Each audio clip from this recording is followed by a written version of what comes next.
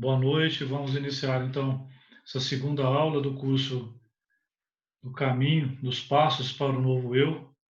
E é interessante que na tradição da igreja fala que os três inimigos da alma é justamente o mundo, o diabo e a carne, né? O mundo nós conversamos na última aula, na primeira aula, né? Em que é o sistema que nos ilude, que nos oferece vantagens, que nos oferece felicidade, paz de espírito e liberdade, mas não pode nos entregar nada disso. E o diabo, nós vamos deixar ele aí de lado, né? Encostadinho aí no canto dele, e hoje nós vamos falar sobre o nosso segundo inimigo, que é a carne.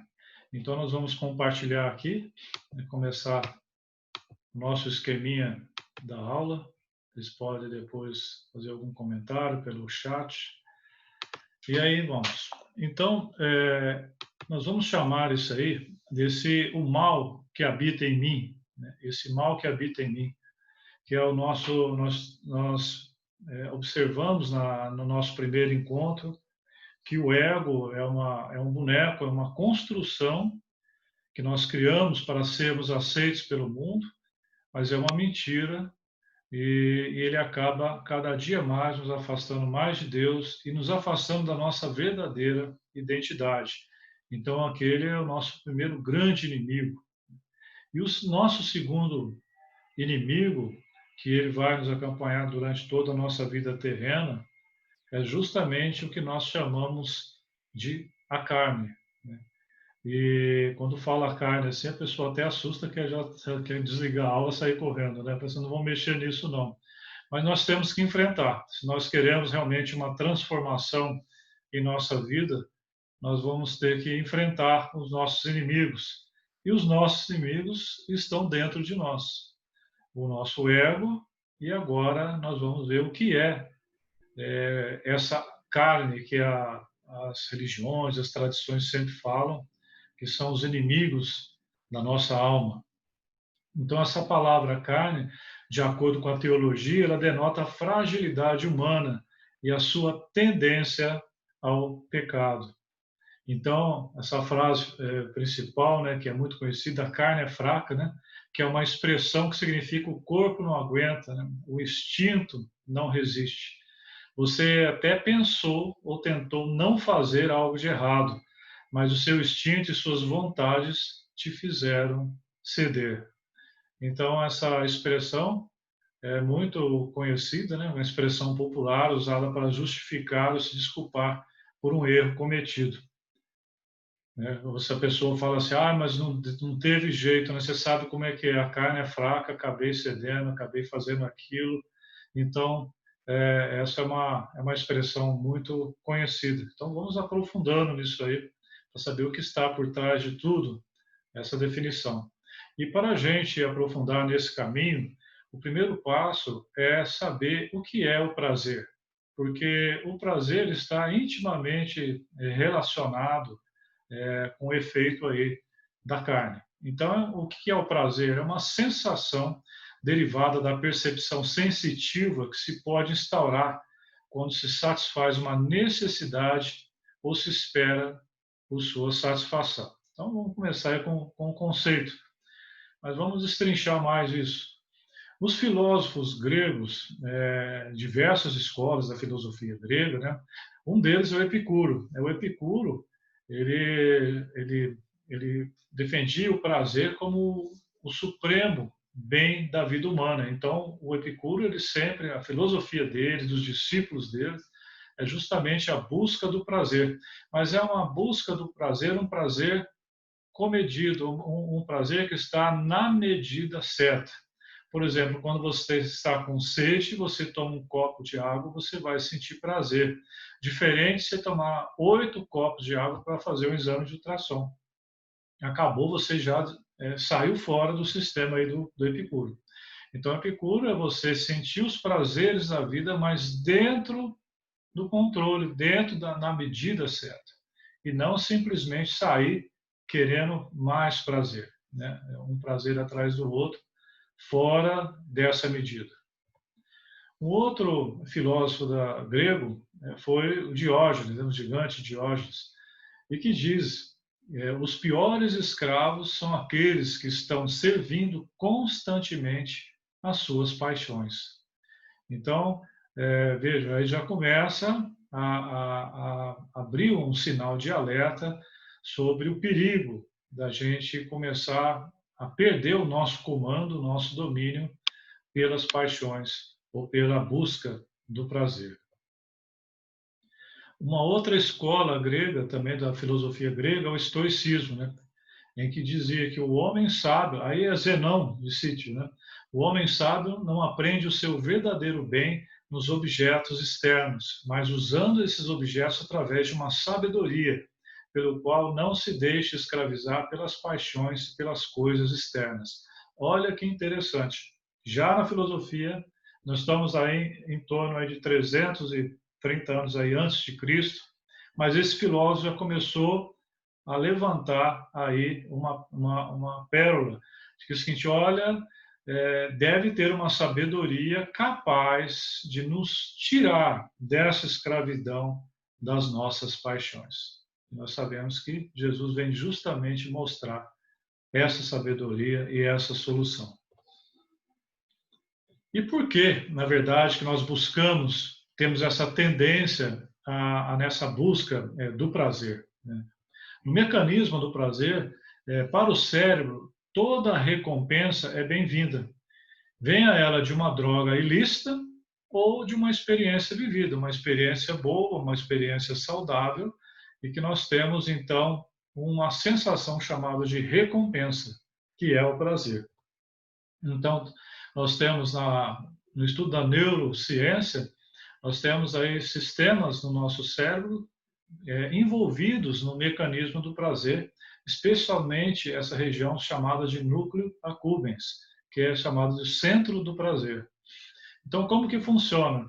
Quando somos bem-sucedidos em algo, né, e alguma coisa somos bem-sucedidos, o córtex cerebral produz uma substância chamada dopamina, neurotransmissor.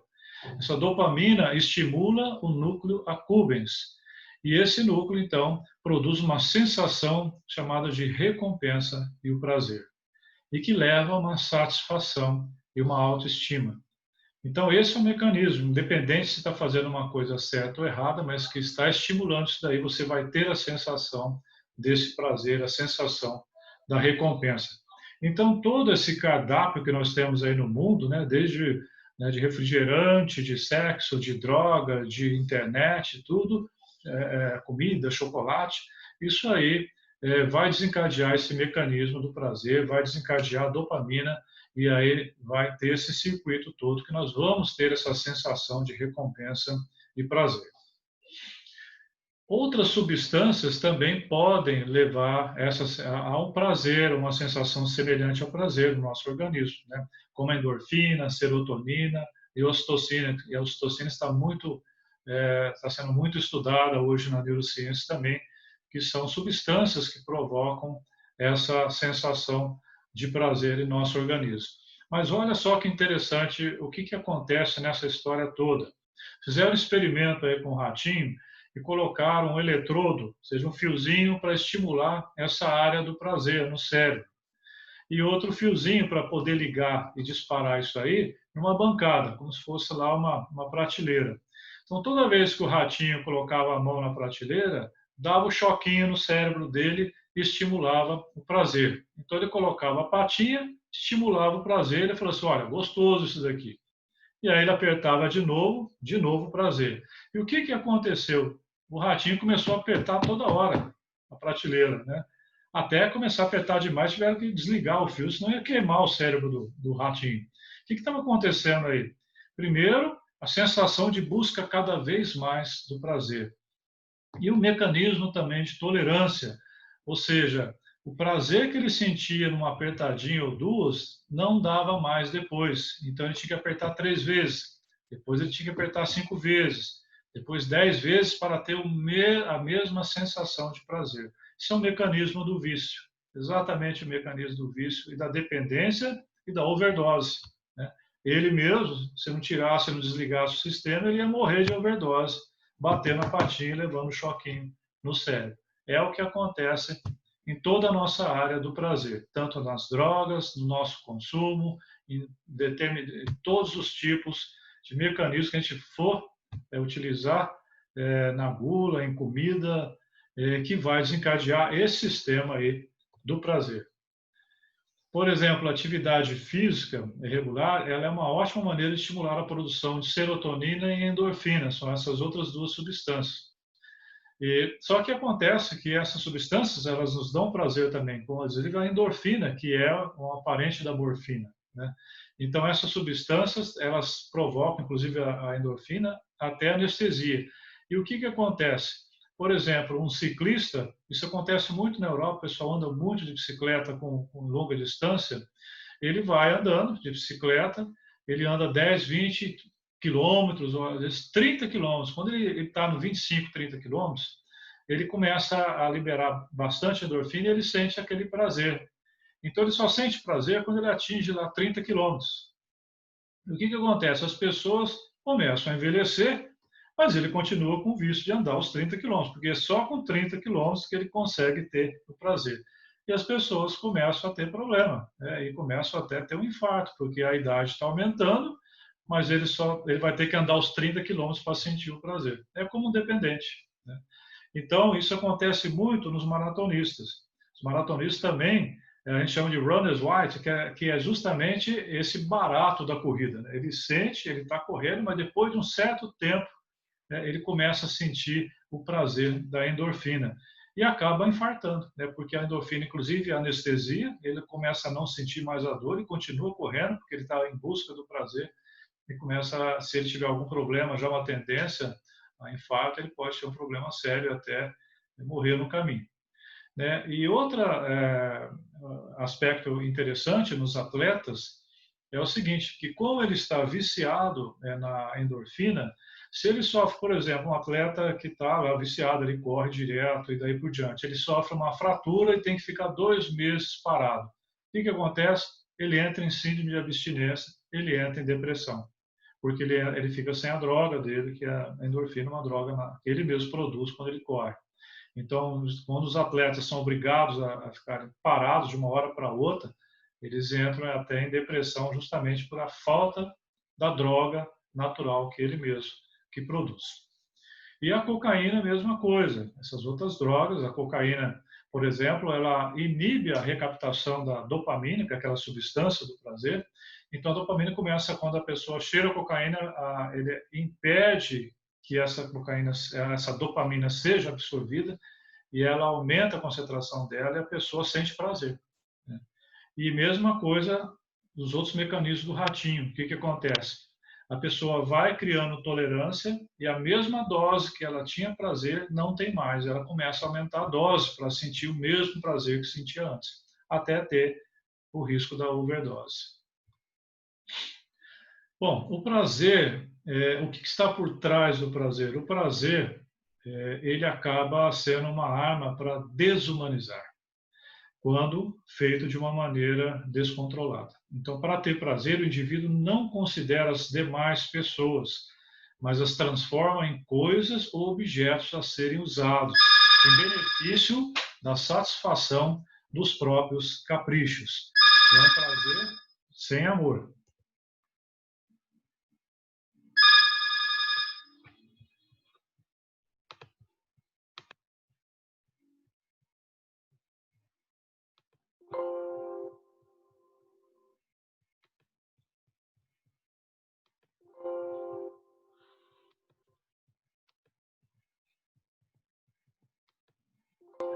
Vamos lá, nós estamos dando...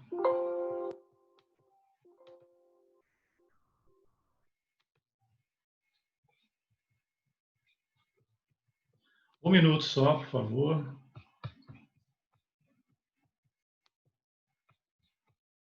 Uma mensagem do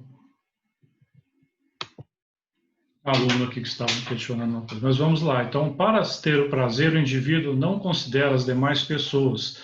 Então, o prazer, ele é sem amor.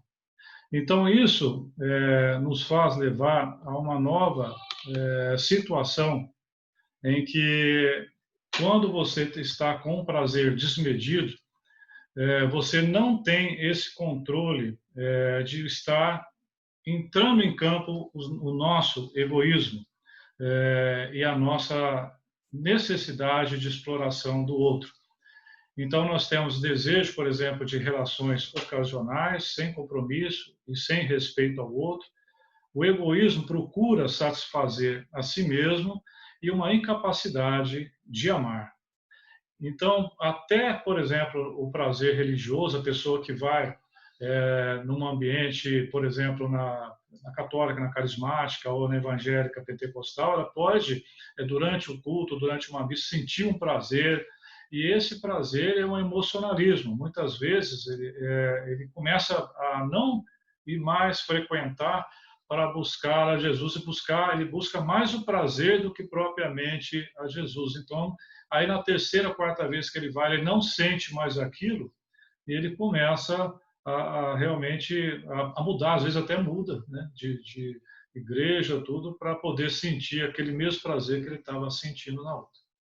Então, esse sistema, nós começamos a estudar, tendo como direção aí o estudo bíblico, nas cartas de São Paulo, aos Romanos. Então, olha só o que São Paulo fala nessa história toda. Né? Não entendo o que faço, pois não faço o que desejo, mas o que odeio. E se faço o que não desejo, admito que a lei é boa. Neste caso, não sou mais eu quem o faz, mas o pecado que habita em mim. Sei que nada de bom habita em mim, isto é, em minha carne. E aí ele continua, porque tenho o desejo de fazer o que é bom, mas não consigo realizá-lo. Pois o que faço não é o bem que desejo, mas o mal que não quero fazer. Esse eu continuo fazendo. Ora, se faço o que eu não quero, já não sou eu quem o faz, mas o pecado que habita em mim. Pois no íntimo do meu ser tenho prazer na lei de Deus. Mas vejo outra lei atuando nos membros do meu corpo, guerreando contra a lei da minha mente, tornando-me prisioneiro da lei do pecado que atua em meus membros.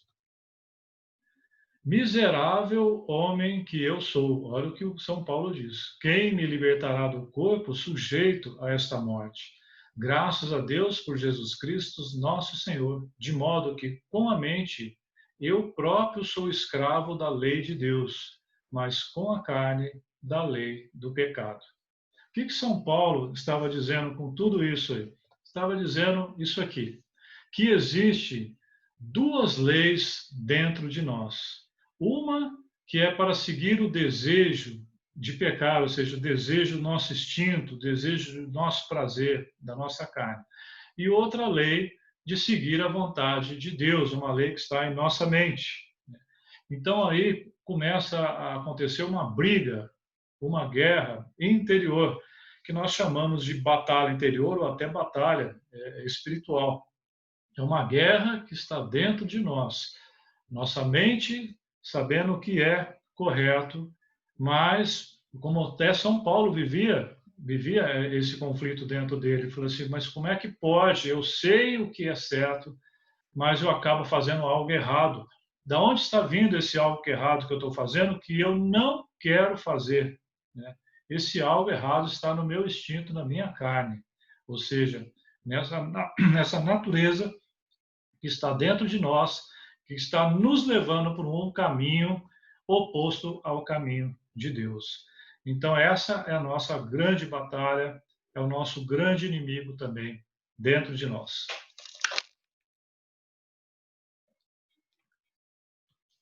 Existe algo bem interessante nessa luta que o Paulo diz, que é o seguinte: interessante que quem está no sistema do mundo, ele quase não tem essa luta interior. Por quê? Porque ele segue a si mesmo.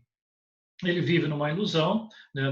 Ele está numa doença emocional, ele tem um vazio existencial e ele segue a lei da carne, ou seja, ele segue a lei do prazer. Ele não tem esse conflito tanto de seguir a vontade de Deus, Deus é para um outro caminho, eu estou seguindo por esse caminho. Não, ele já abandonou Deus, ele está seguindo esse caminho do prazer. Então ele tem muito pouco esse conflito. E existe outro fenômeno chamado, a gente chama na teologia de cauterização da consciência, né? Lógico que isso é uma linguagem simbólica, mas o que que é isso? A pessoa, por exemplo, ele faz algo de errado na sexta-feira. Na sexta-feira ele enche a cara, toma todas, depois apronta todas, aí no sábado ele está com ressaca, não só física, mas uma famosa ressaca moral. Nossa, o que que eu fiz ontem? Como que eu fui capaz de fazer isso? Na outra, aí ele passa a semana meio assim, mas na outra sexta-feira ele faz a mesma coisa. Enche a cara, apronta todas, e aí depois ele tem a ressaca moral de novo. Só que essa ressaca moral ela vai diminuindo.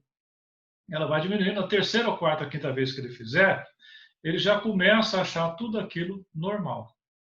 Isso acontece em todas as áreas dos nossos vícios, quer seja na droga, no alcoolismo, na gula, no consumismo, tudo funciona da mesma maneira. E é por isso que a pessoa que está, né, escravizada em qualquer uma dessas, a partir do momento que passa a ser o mecanismo normal para ela, todo mundo está vendo que ela está no erro, menos ela. Porque as outras pessoas não anestesiaram a consciência, as outras pessoas olham para ela e vê que ela está no erro, menos ela. Então ela fica cega dentro da própria escravidão que ela está. Então, por quê? Porque para ela passou aquilo a ser normal, né, mas para todo mundo não é normal. Né? Então ela ficou anestesiada. Então, esse é uma armadilha que a pessoa vai realmente afundando nisso aí. Bom, um outro conceito interessante é que a carne, as pessoas confundem a carne com o corpo físico, e não é. Inclusive, esse conceito ele vem lá da filosofia grega, né? Ele vem da filosofia grega que começa a separar a questão de alma e espírito, né? E vem vindo de diversas religiões acompanham esse raciocínio, que é o quê? O espírito é bom, mas a matéria é má, a matéria é ruim. Né? Então, o corpo aqui é ruim e eu fiz isso é porque o meu corpo, né? Meu corpo que mandou eu fazer aquilo lá, mas eu não queria fazer. Mas dentro do cristianismo não é assim. Né? O corpo no cristianismo ele é sagrado. Né? Então, esse conceito ele é um conceito que vem lá da filosofia grega, invadiu diversas religiões, inclusive religiões também orientais, o próprio espiritismo, todas as religiões, mas no cristianismo esse conceito é diferente. A carne não é o corpo físico, né? E inclusive o nosso corpo dentro do cristianismo é algo sagrado. Você vê aqui na carta de Paulo a Coríntios, né? Caso não sabe que o corpo de vocês é santuário do Espírito Santo que habita em vocês, que lhes foi dado por Deus e que vocês não são de si mesmo. Então, o nosso corpo para o cristianismo é um santuário onde vai habitar o Espírito Santo para quem realmente se abriu a essa realidade da conversão, da metanoia de Cristo. Então, a carne, na verdade, ela é um conceito espiritual. Né? Ela e significa o quê? É que a pessoa dá um não, né, para a graça, a pessoa decide seguir a si mesmo, a sua autossuficiência, um culto a si mesmo, e ela segue a própria vontade. Então, nós temos aí os dois caminhos, né?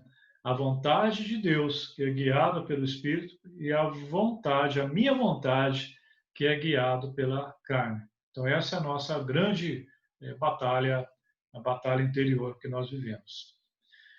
Bom, como eu disse, quem é do mundo não vive tanto esse conflito, porque ele já está no mundo, e ele não tem esse conflito de ter que fazer a vontade de Deus, mas e seguir a vontade mesmo. Ele segue a si mesmo, é aquela filosofia de que eu me basto, eu sei da minha vida, e daí por diante. Então, eu sou dono do meu nariz, e é esse caminho que é o certo. Bom, a palavra pecado, né? Se for falar hoje na universidade a palavra pecado, eles vão falar assim, nossa, mas que coisa, parecendo da Idade Média, né? Isso existe ainda, né? E quando o conceito das pessoas hoje, coloquei uma definição de uma cantora brasileira, né? Que pecado, né? Pecado é passar por essa vida e não viver, não amar, não sofrer, não sonhar, enfim, não ser você mesmo. Olha só como é que termina. Pecado é você não ser você mesmo, isso que é pecado, justamente ao contrário, né? Então você vê que essa definição que ela deu aí é o próprio hedonismo, né? Que é aquela filosofia grega que é a busca do prazer. Então você vai encontrar a felicidade buscando o prazer. Nós já vimos na primeira aula que isso aí não funciona. De onde vem a palavra pecado? Então, muitas vezes a pessoa, muitas pessoas, inclusive dentro da própria religião, não sabem, na verdade, o que significa pecado. A palavra pecados vem de amartano ou de amartia, tanto é que tem uma disciplina dentro da teologia que chama martiologia, que significa que é a disciplina que estuda o pecado. E o pecado significa errar o alvo, errou a pontaria. E não tem nada a ver com conotação sexual, nada disso. O pecado significa errar o alvo, né? Então, o pecado é quando a pessoa resolve fazer o seu próprio caminho, sem ser o caminho de Deus, e falando, eu sou mais eu. Vou seguir o meu caminho da minha vida, quem sabe sou eu. E esse papo aí de Deus deixa para esse pessoal aí da religião, né? Então, pecado, na verdade, o que ele leva? É uma falência da relação. O pecado, no final das contas, é não amar. É um ato de livre escolha que traz várias consequências para nós, sendo a maior delas a ruptura da relação com Deus. Então, isso é que é o mais grave aí do pecado, quando a gente segue a si mesmo, né? O pecado não é apenas um código que transgredimos, mas é uma relação que destruímos. Então, quando nós estamos nesse caminho, nós acabamos destruindo uma relação com nós mesmos, com o próximo e com Deus. E a própria tradições, as tradições religiosas, né, começaram, inclusive, a dividir vários pecados, né, inclusive os pecados capitais. Isso aí foi criado muito tempo depois, na relação à Bíblia, né? Mas aí tem alguns exemplos, né? A gula, a preguiça, a ira, a vaidade, a inveja, a luxúria, né? A avareza, né? Então, tudo que é em excesso, você está no descontrole, você perdeu o seu domínio próprio. E quando que essa história aí de pecado começou? Quando essa história de seguir a mim mesmo começou? Ela começa na famosa historinha do Adão e Eva.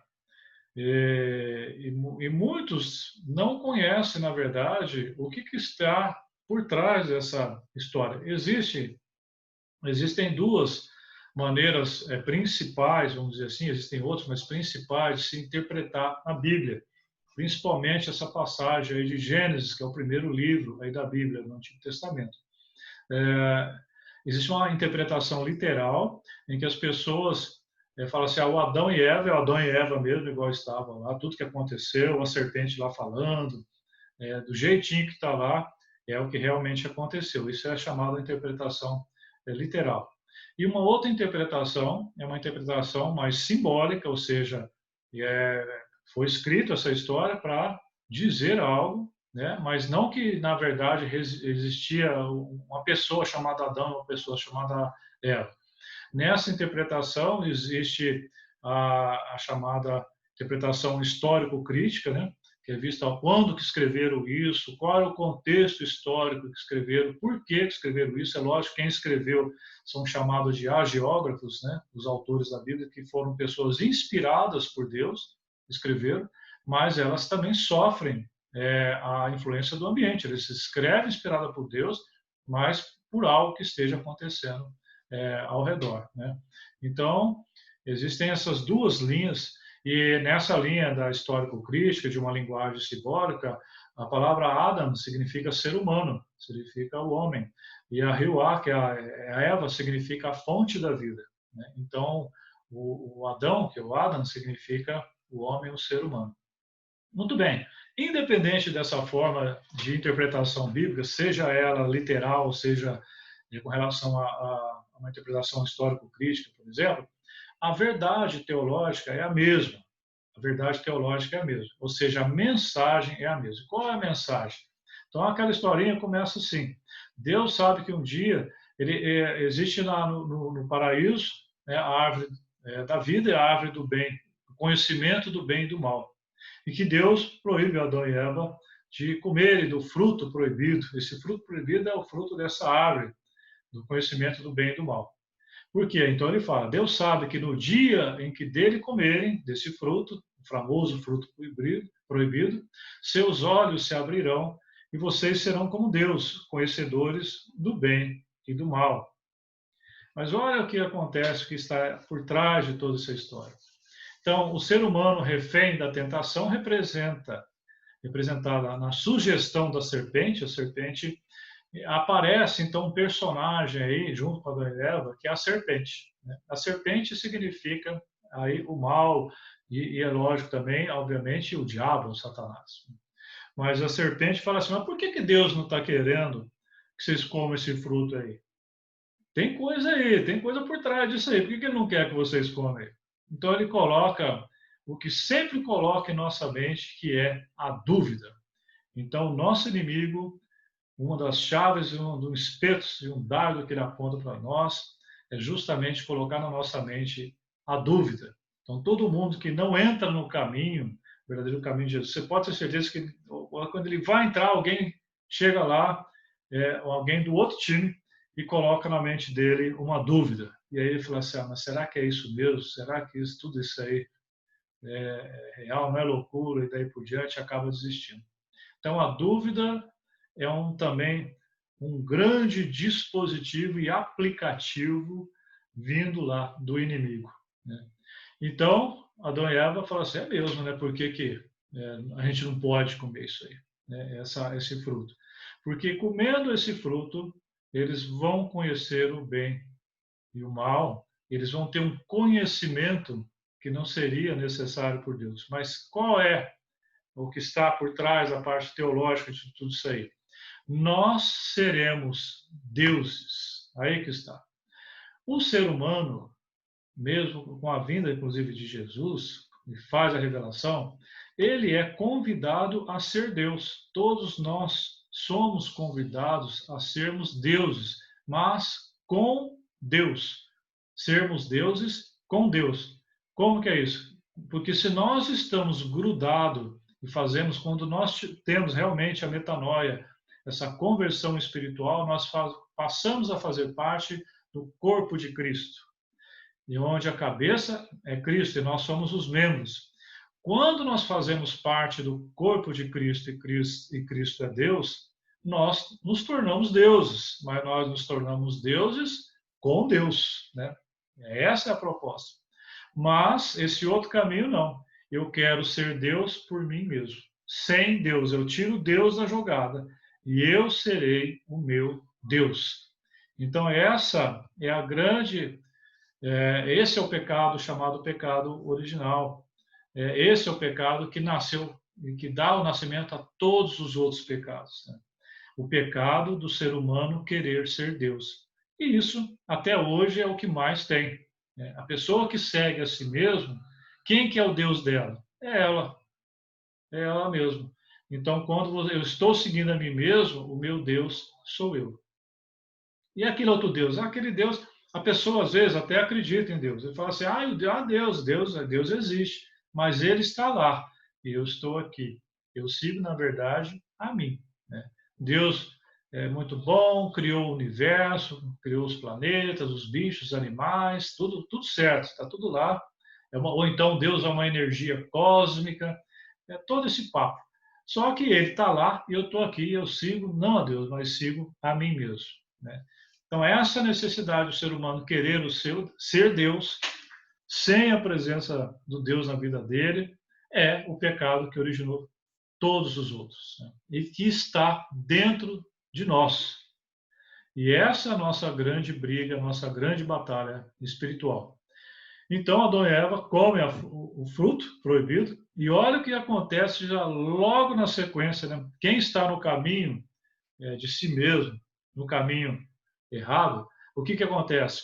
Ele já começa, ele já sabe, ele começa a desculpar e começa a fazer o racionalismo, ou seja, começa a inventar desculpas. Olha só, Deus começa a perguntar por Adão: você comeu o fruto proibido do qual eu proibi comer? O que o Adão fala?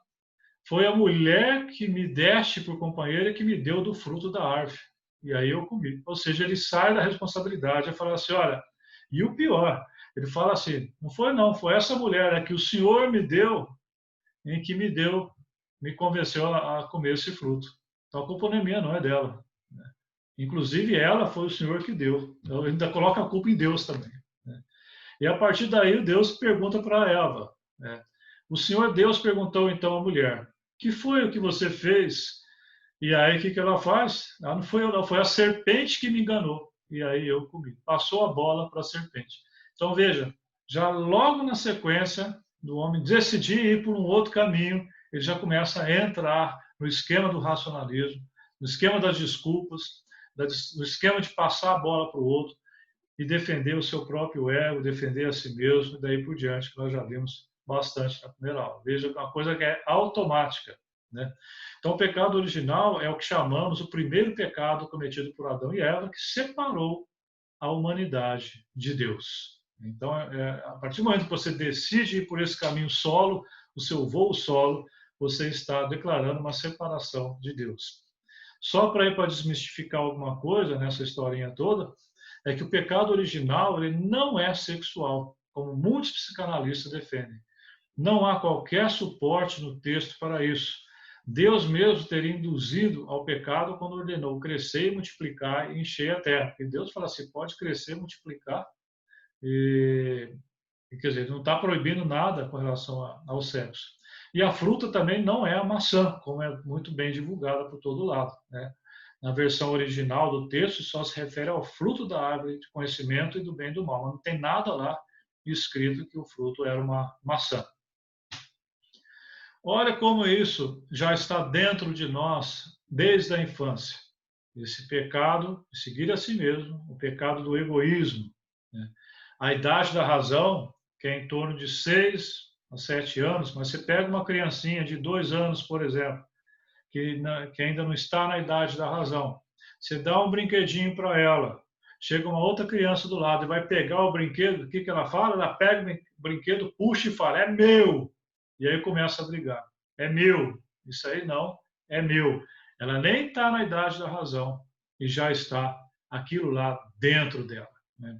Interessante que muita gente continua assim, até com 50, 60 anos de idade, né? Não pega isso não, essa cadeira aí é minha, esse lugar aí é meu, né? Esse computador aí é meu, não mexe não. Então, às vezes passa o resto da vida com a idade de 2 anos. Porque isso está dentro de nós e para a gente conseguir despertar, nós precisamos realmente ter essa mudança, essa virada no clique dessa chave. O mundo oferece um cardápio completo para nós, né? Para a gente realmente cair, né, nesse desvio. Por isso que tem esse famoso versículo de Marcos, né? Do Evangelho de Marcos, vigiem e ore para não caiam em tentação, para não cair em tentação. O espírito está pronto, mas a carne é fraca. E é interessante a gente saber também, no conceito, o que é provação e tentação, né? É uma coisa que muita gente confunde. A provação, a resposta está lá na carta do Tiago. No Tiago, então, fala: considerai uma grande alegria, meus irmãos, quando tiverdes de passar por diversas provações, pois sabeis que a prova da fé produz em vós a constância. Ora, a constância deve levar a uma obra perfeita, que vós torneis perfeitos e íntegros sem falta ou deficiência alguma. Resumindo, o que é provação? Provação são situações permitidas por Deus para o crescimento e amadurecimento da pessoa. É uma prova da fé. Por exemplo, nós estamos passando por todo esse processo aí de pandemia, de quarentena, nós estamos passando numa provação. Na verdade, todo esse período está servindo para provar a nossa fé. A nossa fé. Muitas pessoas, inclusive, estão se transformando nesse período, porque justamente é um teste realmente para a nossa fé. Já a tentação, o Tiago mesmo, ele faz a definição, que ninguém ao ser tentado deve dizer, é Deus quem me tenta, pois Deus não pode ser tentado pelo mal, tampouco ele tenta alguém. Antes, cada qual é tentado por sua própria cobiça, chamado de apetite, que o arrasta e seduz. Em seguida, a cobiça concede o pecado e o dá à luz. E o pecado, uma vez maduro, gera a morte. Então, o que é a tentação? A tentação, na verdade, ela vem principalmente dentro de nós mesmos, né? Alguma isca aparece e nós caímos em tentação por nós mesmos, né? Não é uma coisa vinda de Deus, de forma alguma. Deus não tenta ninguém. Então, a provação é um teste da fé e a tentação é uma armadilha. Bom, e como é que nós caímos nessa armadilha, né, de vício, de droga, de comida, de consumismo, seja lá o que for? Nós temos isso, as iscas, chamadas as iscas do mundo. E dessas iscas são 3 iscas principais. E essas 3 iscas principais estão lá na carta de João, na primeira carta de João. Porque tudo o que há no mundo, a cobiça da carne, a cobiça dos olhos e a soberba da vida, não procede do Pai, mas do mundo. Então são as 3 coisas, são as 3 iscas que nós vamos ser fisgados: a cobiça da carne, a cobiça dos olhos e a soberba da vida. A cobiça, como se fosse o apetite da carne, seria um desejo agudo de prazer pela sensação. E os sentidos, então, eles passam a sentir prazer em si mesmos, fazendo de si a causa final do próprio desejo, excluindo Deus. Então, o objetivo passa a ser o desejo, o prazer. Então, o prazer, ele esquece, Deus esquece um objetivo maior. O objetivo, ele passa a fazer, ele seja, é o alvo final. Você está buscando prazer pelo prazer em si, e ele é o alvo final. Então, ele exclui qualquer sentido, qualquer objetivo maior nessa história toda, né? E aí ele entra naquele ciclo que eu disse, da própria dependência, de sempre estar buscando mais prazer para poder conseguir a mesma sensação cerebral.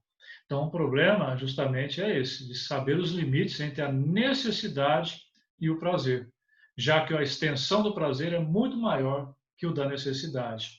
Como lá na filosofia grega do Epicuro, né? Você tomar um copo de água que você tem sede é uma coisa, eu tomar 8 copos de água, aí já você passou do limite, uma pessoa que está na gula, por exemplo, né? E o ser humano, inclusive, ele cai nisso aí, ele começa a fazer toda a maquiagem, né? Aquela história que eu falei que está todo mundo vendo, menos ele. Então, o ser humano ele realiza o prazer desmedido, ou seja, descontrolado, mas ele forma uma capa, se reveste com uma máscara de necessidade. Estou fazendo tudo isso porque é necessário, eu preciso fazer isso daí, né? Mas não precisa, né? Ele está porque ele está totalmente entregue e escravo àquilo lá. A segunda arma, a segunda isca, onde nós seremos fisgados é no olhar. Então, a cobiça, que é o apetite dos olhos, ou seja, a curiosidade, é o insaciável desejo do homem de conhecer mais pessoas, lugares e coisas, filmes, TV, revista. Tudo isso vai usar essa isca dos nossos olhos. Então, a isca aí é a nossa curiosidade. Então, nós somos fisgados no nosso olhar e daí nós podemos, então, a partir disso, porque a visão é o sentido mais excelente para aquele que se propõe a conhecer. Então, a pessoa que é curiosa, né? A pessoa que é curiosa, ele vai ser fisgado pelo olhar, né? Geralmente. Então, o olhar é lógico que por outras coisas que ele pode ouvir, falar de alguém, tudo, mas o olhar é o principal mecanismo aí dele ser realmente fisgado, né? Então, trata-se de uma curiosidade inquieta e vã pelo desejo de saber aquilo que não é necessário pelo simples prazer de deleitar-se no próprio espírito. Muitas pessoas buscam conhecimento da espiritualidade, buscam conhecimento de religiões, de tudo isso, pela simples curiosidade. Ele é curioso, ele gosta de conhecer as coisas, assim como ele estuda as religiões, ele está estudando astronomia, ele está estudando, sei lá, biologia, é porque ele gosta de estudar, ele gosta de conhecer o assunto, mas é só pela curiosidade, mas ele não vai embarcar naquela, ele conhece, mas não embarca. Aí que está a diferença entre conhecimento e sabedoria. Por isso que a autossuficiência da razão coloca Deus em segundo plano, repetindo o mecanismo da queda. Que queda é essa? A queda do Adão e Eva. Então, aquele sistema, aquele pecado original, em que o homem passou a querer ser Deus, sem Deus, é chamado de queda, e é toda vez que nós caímos, né? Nós caímos, quando nós falamos, caímos no pecado, nós caímos na queda. Justamente nós sofremos esse desvio, né? Nós sofremos a queda, a mesma queda lá do princípio. E essa queda está dentro de nós. A terceira isca que nós caímos é a soberba da vida. E essa é a maior de todas, né? É o orgulho da vida. Preocupação do mundano com a sua pessoa, seus bens, seus prazeres, quando se gloria em coisas que logo vão acabar, né? Então, a soberba da vida, os prazeres do mundo, a riqueza, né? Então, essa soberba, que é a terceira isca, é a mais enganosa e terrível e pode aparecer após a vitória sobre as outras duas. Às vezes, você pode estar no controle, né? Você está lá evoluindo espiritualmente, você já controlou os olhos, você já controlou a carne, né? Você já está no alto nível, mas você acaba caindo na soberba da vida. Por isso que essa terceira isca, ela é o primeiro vício que ocasionou a queda, ou seja, Adão e Eva, eles caem pelo orgulho de seguir a si mesmo, né? E quem está na escada da espiritualidade, ele vai ser a última armadilha que nós podemos cair. Por quê? É o orgulho espiritual. Então, se eu conseguir já vencer a carne, se eu conseguir já vencer meus olhos, né? E já estou em outro patamar, quando eu falo assim, eu já estou em outro nível de espiritualidade, pronto, eu já caí. Eu já caí no orgulho. Voltei lá no primeiro ano de novo. Então, o orgulho espiritual é a armadilha que nos espera lá na frente. E é a terceira isca maior que João escreve na sua carta. Então, orgulho caracteriza por um desejo de independência que corrompe a vontade e não se submete nem a Deus. Quando você cai no orgulho, você está seguindo a si mesmo. E você começa a ficar mais importante do que Deus. Você vê que quando a pessoa tem essa evolução, mesmo seja no caminho da espiritualidade, ele começa a contabilizar os seus méritos e falar assim, mas é eu que fiz isso, é eu que atingi isso, eu que atingi essa escada, estou agora no alto grau de espiritualidade. Então aí ele já caiu no orgulho espiritual. Lembrando que o lema principal aí do reino de Deus e do evangelho de Jesus, né? Quem se exaltar será humilhado e quem se humilhar será exaltado. Então, se você se exaltar, se orgulhando de que você teve grandes conquistas aí espirituais, no reino de Deus e Jesus você está lá embaixo, né? Você está do outro lado da linha. Então, a inclinação do orgulho que impede o homem de cumprir, na verdade, esses mandamentos, principalmente os mandamentos de Jesus, né, que é amar ao próximo, amar a Deus sobre todas as coisas e ao próximo como a si mesmo e como ele amou, né? Então, o homem prefere a sua própria vontade do que a vontade de Deus. Então, esse dardo que a serpente lá perfurou o coração de Adão e Eva, né, infiltrando esse veneno dentro da alma deles, é o que está dentro de nós também. Esse veneno e essa vontade de nós querermos ser deuses, sermos deuses. E essa vontade está no nosso íntimo. A glória tem que ser minha, né? Eu que tenho que receber a glória. Então, essa vanglória, inclusive o próprio nome diz, vanglória é uma glória vã, uma glória vazia, né? Então, isso está dentro de nós e é o nosso grande inimigo juntamente com o nosso ego. E, obviamente, o que está aí no mundo é a soberba, a hipnose, a hipnose pelo dinheiro, né?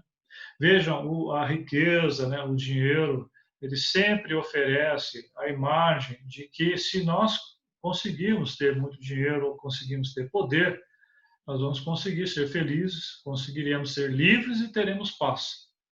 E nós não conseguiremos nenhuma dessas três coisas.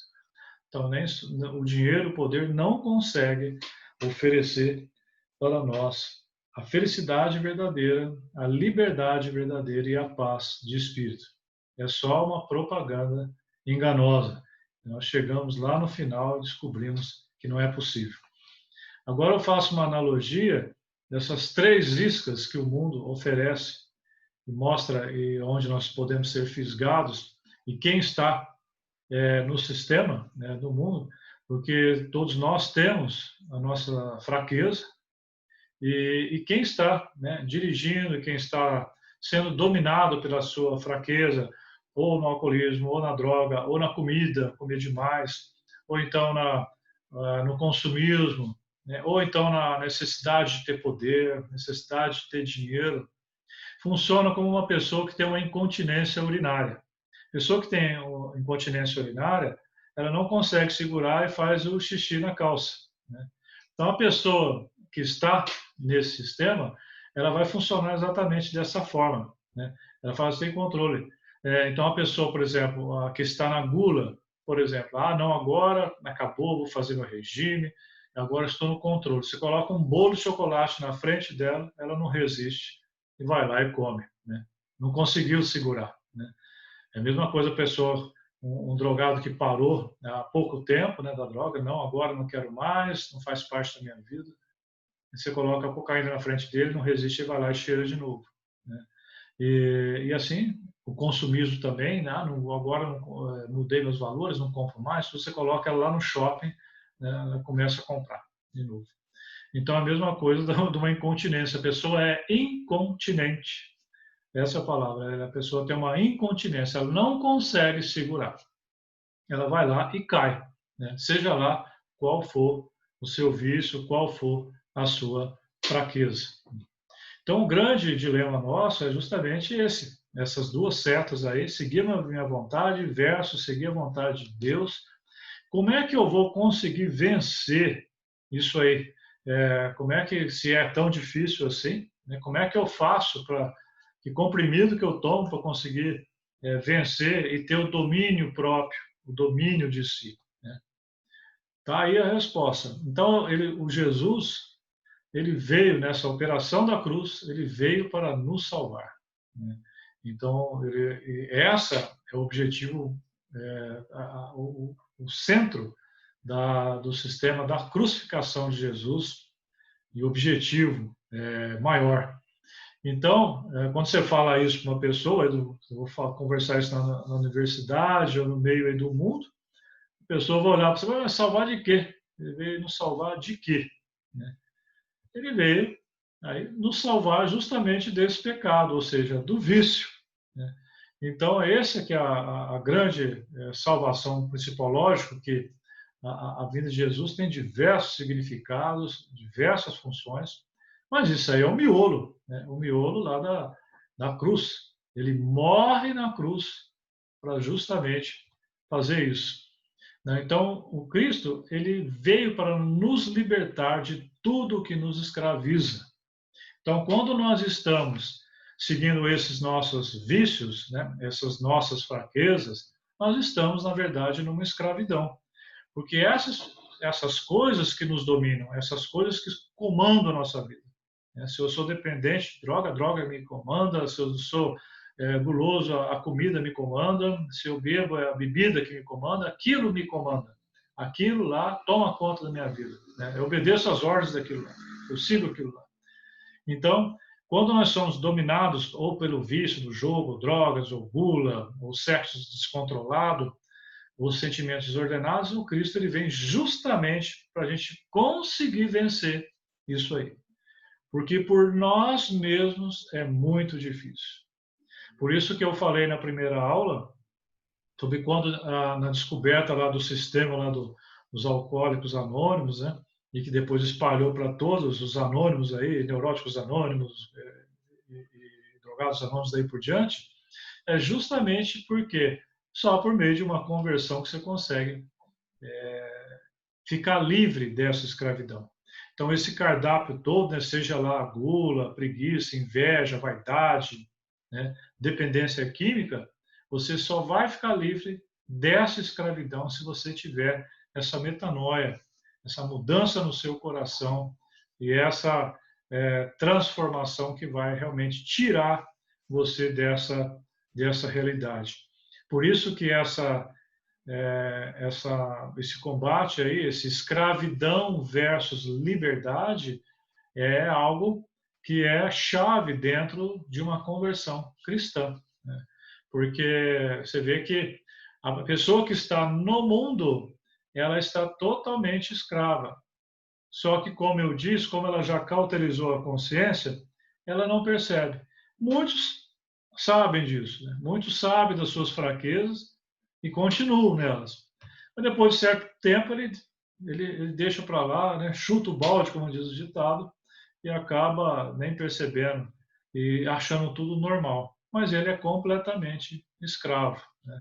Então, Cristo vem para justamente nos libertar disso aí. Então, essa é o primeiro remédio, o remédio a chave do cristianismo, esse encontro de nós conhecermos o que é realmente ser livre, né?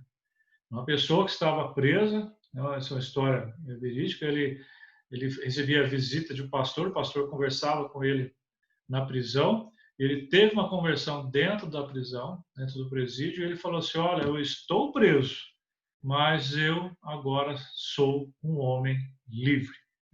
Depois que ele foi solto, ele virou um pregador, um grande pregador, mas veja, ele estava na prisão, mas ele era um homem livre.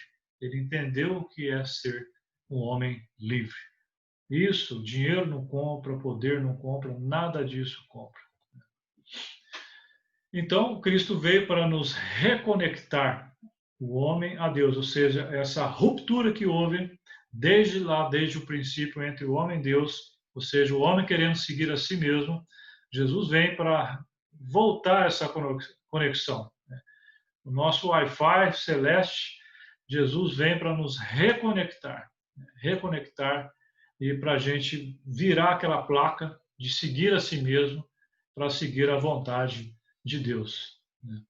Então, aqui está na carta de Romanos, né, que pois sabemos que o nosso velho homem foi crucificado com ele para que o corpo do pecado seja destruído e não mais sejamos escravos do pecado. Então, no Novo Testamento também diversos versículos falam sobre isso, explicando que a crucificação é a chave do cristianismo. Quando eu olho para a cruz, Cristo crucificado, eu vejo o amor incondicional, um amor infinito que ele teve por mim e teve por todos nós. Porque quando Cristo crucifica, quem deveria estar lá éramos nós. Nós é que deveríamos estar crucificados, não ele, porque ele não tinha pecado nenhum. Ele vai na crucificação em nosso lugar. Pagar o quê? Pagar os nossos pecados. Então, a nossa dívida, ele zera a nossa conta, né, para a gente começar do zero. Por isso que quem tem a metanoia, a conversão, ele morre para o que ele era e nasce numa nova realidade. Por isso que é o homem velho e o homem novo. E esse é o novo nascimento. Começa da estaca zero, uma nova criatura em Deus. Então, essa é o ponto-chave aí do cristianismo. É uma virada. E essa virada é feita na cruz. E quando você se entrega realmente a Cristo, é que realmente você vai ter, então, essa transformação interior. Então, a cruz, ela é fundamental, ela é essencial dentro do cristianismo. E o que muda? Será que quando eu tenho essa minha conversão espiritual, é como se eu passasse aí por um aparelho igual num tubo, né, de uma ressonância magnética, eu saio do outro lado com uma auréola já de santo? Não. Eu vou ter deslizes, eu vou ter fraquezas? Vou. Só que o que vai acontecer de diferente? Eu mudei a minha seta. Eu não sigo mais a minha vontade. Eu, de agora para frente, eu vou seguir a vontade de Deus. Então, houve uma mudança aí de trajetória, mudança aí no meu GPS. Então, eu mudei 180 graus aí a minha vida, a minha direção. A partir de agora, eu vou seguir a vontade de Deus. Nesse caminho, eu posso ter deslizes, eu posso cair, mas agora eu não estou seguindo mais a mim, estou seguindo a Deus. E olha qual que é a grande diferença disso.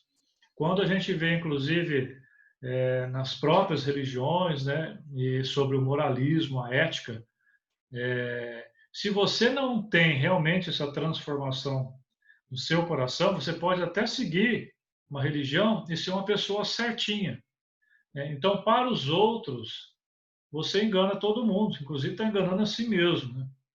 Mas o que que acontece? Olha a diferença.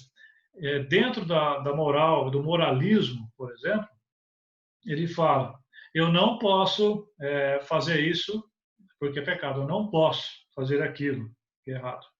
Então eu não vou fazer porque não pode, né? Quando você tem a mudança do seu coração, eu não vou fazer mais aquilo porque eu não quero mais. Olha a mudança. Uma coisa é eu não fazer aquilo porque não pode. Aí eu vou acabar fazendo porque daí fica até mais gostoso, porque é proibido. E ou então, do outro lado, eu não vou mais fazer aquilo porque agora eu não quero mais. Eu mudei meu coração, eu quero uma outra coisa, mudou minha realidade. Então você vai iniciar realmente o seu processo de cura interior. Quando você fez essa virada da chave em que você virou aí, mudou o seu coração, né? Então, você passa a ficar livre das amarras que antes você estava escravizado pela carne e pelo mundo. O mundo escravo pelo nosso ego, né? E a carne escravo pelos nossos instintos. E o desejo de sempre ter o prazer, mas como ele em si, como objetivo final.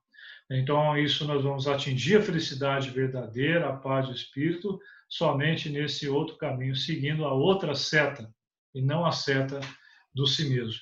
E nós vamos atingir a tão falada e esperada cura interior, né? Que é, na verdade, isso aí não é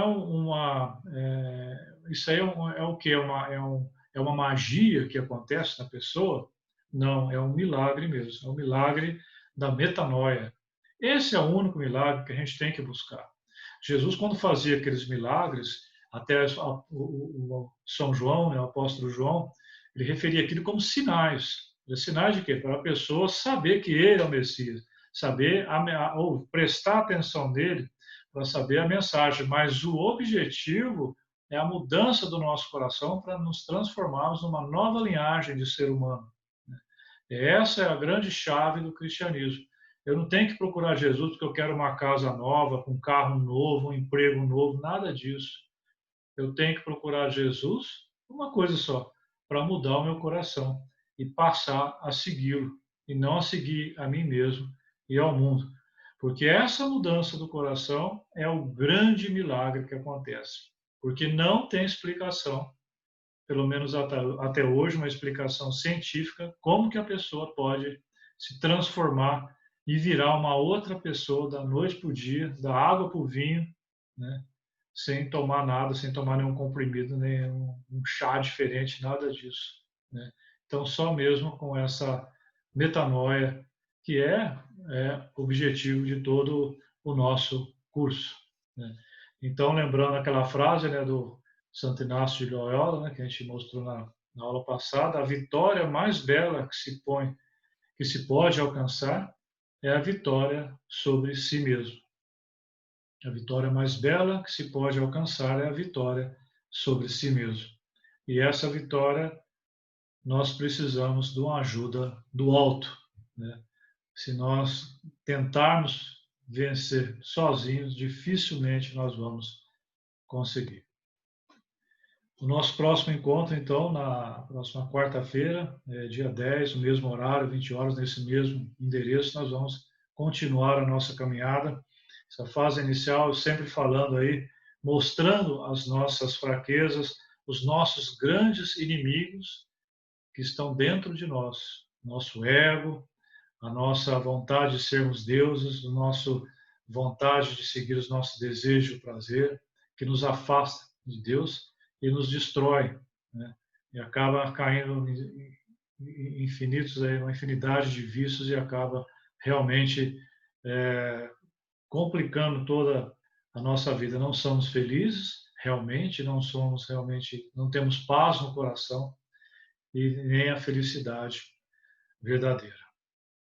Um abraço a todos, que a graça e a paz de Deus nosso Pai esteja conosco e que Cristo nos ajude a realmente a recebermos essa transformação no nosso coração para que consigamos realmente mudar, ter uma transformação em nossa vida e nascermos de novo. É o que desejo para todos nós nesse curso. Um grande abraço, um beijo no coração de vocês.